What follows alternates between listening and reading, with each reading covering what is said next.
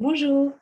Alors, dans le cadre du projet La bibliothèque du CRIA, j'ai décidé de partager avec vous un souvenir de lecture concernant cet ouvrage, Le Manifeste contrasexuel de Paul Beatriz Preciado, qui est donc philosophe et professeur en théorie du genre. Alors, il s'agit d'un texte queer, radical et subversif qui m'a énormément marquée, notamment lors de ma première lecture, qui reste la plus sensationnelle. J'avais énormément apprécié notamment l'aspect formel de cet ouvrage, même si évidemment le discours est éminemment intéressant et important. Du coup, si je devais expliquer de quoi il s'agit, eh bien, je dirais que ce livre raconte les liens entre les corps, les sexualités et la technologie. C'est d'ailleurs pourquoi une grande partie de l'ouvrage est consacrée à l'histoire du dildo. Donc, si ce sont des thématiques qui piquent votre curiosité, eh bien, je vous enjoins à lire ce livre pour pouvoir comprendre les liens entre tous ces concepts.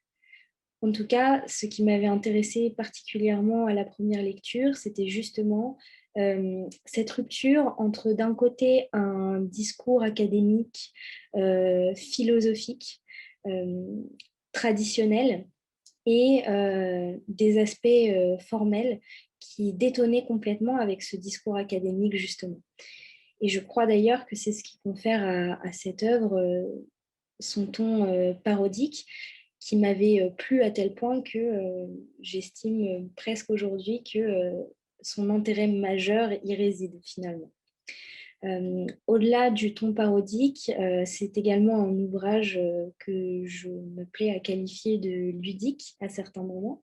Je pense par exemple à un chapitre en particulier dans lequel l'auteur nous propose un contrat, un nouveau contrat, le contrat contrasexuel, euh, que l'on peut donc remplir et même signer.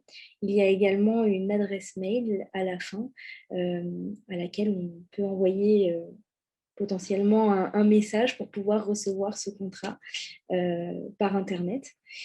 Donc, je dirais que de manière générale, c'est un livre qui vous surprendra sans doute, avec lequel on apprend aussi énormément et pas seulement à la lecture. Je pense qu'il permet beaucoup de remises en question qui peuvent être aussi personnelles.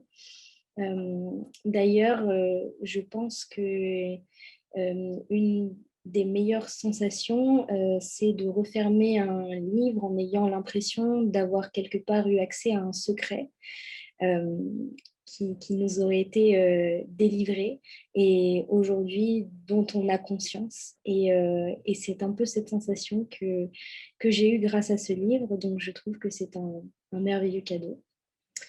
Voilà, j'espère que vous avoir donné envie de lire le manifeste contrasexuel. Et sur ce, eh bien, je vous souhaite une très très bonne lecture. Au revoir.